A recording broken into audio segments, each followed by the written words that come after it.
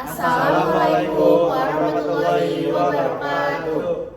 Kami dari kelompok 6 kelas 5A akuntansi akan mempresentasikan tugas proyek yang ke desa, yaitu berjudul dari analisis pengembangan UMKM Gemblong di Desa Citeko. Sebelumnya perkenalkan, nama saya Muhammad Rifki Purana dengan NPM 152 dan rekan saya. Nama saya Halim Yandi Syarif dengan NPM 130. Perkenalkan, nama saya Sundarini Pratiwi dengan NPM 111. Perkenalkan, nama saya Nadia Vini Kalista, NPM 136. Dan perkenalkan, nama saya Ardi Endrianto dengan NPM 178. Yang pertama ada pendahuluan ya, Gemblong Bapak Jamal, yaitu UMKM versi mikro yang berbasis makanan tradisional yang berlokasi di Desa Citeko, Cisarua, Puncak, Kabupaten Bogor. Di sini saya beserta teman-teman akan mencoba mempresentasikan ulang hasil dari kegiatan yang sudah kami jalani beberapa bulan belakangan, seperti dari permasalahannya, bahan baku yang akan dibuat menjadi gemblong, sampai kita memberi solusi terhadap pemilik UMKM tersebut. Di sini ada profil singkat dari UMKM. Nama saya itu Gemblong Ibu Juju, pemiliknya Bapak Jamal, yang berlokasi di Jalan Citeko 4, Cisarua, Kabupaten Bogor. Jenis makanan ini makanan tradisional yaitu gemblong. Target pasar mereka itu untuk sekarang ada wisatawan dan masyarakat sekitar Puncak, terutama yang sedang terkena macet di kawasan Puncak. Lalu selanjutnya ada metodologi dari kegiatan kita ini. Metode pengumpulan data dilakukan melalui observasi langsung pada proses produksi dan aktivitas penjualan. Wawancara langsung kita wawancarakan kepada pemilik UMKM-nya, yaitu Pak Jamal, untuk memperoleh informasi mengenai proses bisnis, kendala, dan kebutuhan mitra. Lalu data analisis menggunakan pendekatan kualitatif, deskriptif, serta analisis SWOT untuk memetakan faktor internal dan eksternal usaha. Diskusi dilakukan untuk merumuskan permasalahan prioritas dan strategi pengembangan yang realistis. Lalu selanjutnya permasalahan dari UMKM Gemblong ini. Yang pertama ada keterbatasan pada aspek produksi yang masih manual, menyebabkan kapasitas produksi terbatas dan kualitas produksi belum konsisten. Lalu permasalahan yang kedua itu ada kemasan produksi belum mampu mencerminkan identitas usaha dan belum memberikan nilai tambah secara visual maupun informatif. Lalu permasalahan yang ketiga itu ada pemasaran masih bergantung pada pembeli yang datang langsung sehingga jangkauan pasar terbatas. Jadi dia belum masuk ke ranah digital dan lain. Lalu permasalahan selanjutnya ada sistem pencatatan keuangan belum tertata sehingga menyulitkan pengambilan keputusan usaha. Bahkan UMKM ini itu belum ada catatan kasaran sama sekali. Jadi dia hanya menggunakan yang ada di pikirannya sendiri. Selanjutnya itu ada hasil analisis SWOT. Yang pertama itu ada kekuatan. Produk ini memiliki rasa yang khas, lokasi yang strategis, dan harga yang terjangkau. Kelemahannya itu kemasannya masih sederhana dan dia ini belum memiliki branding dan pencatatan keuangannya itu belum tertib. Opportunities, peluangnya itu meningkatnya minat terhadap produk lokal, dukungan pemerintah terhadap UMKM, dan perkembangan teknologi digital.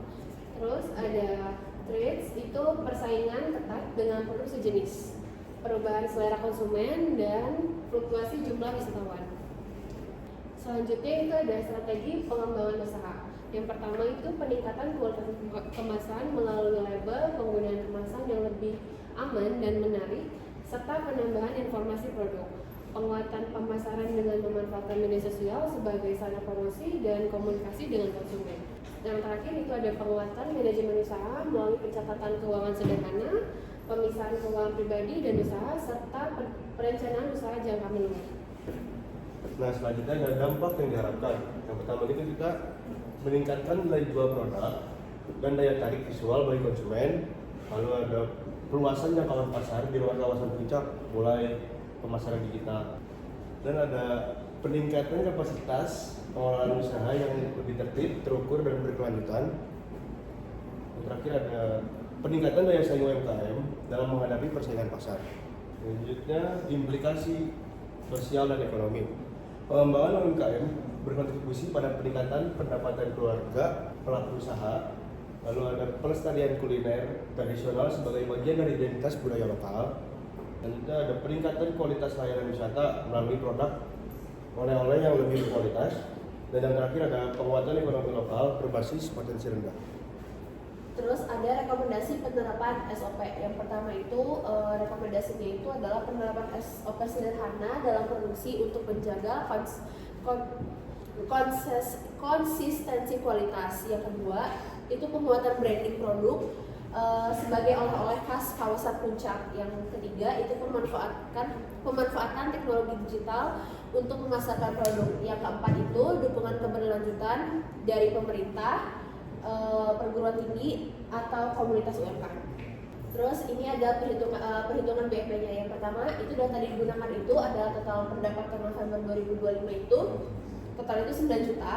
Terus total biaya variabel produksi itu 3.426.341. Terus ada total biaya untuk produksi itu 42.000, jumlah produksi itu 4.500 pieces, harga jual per piecesnya itu 2.000. Yang kedua ini perhitungan contribution margin. Itu rumusnya pendapatan dikurang biaya variabel, jadi 9 juta dikurang 3.426.341 perak. Jadi totalnya itu 5.573.659 perak.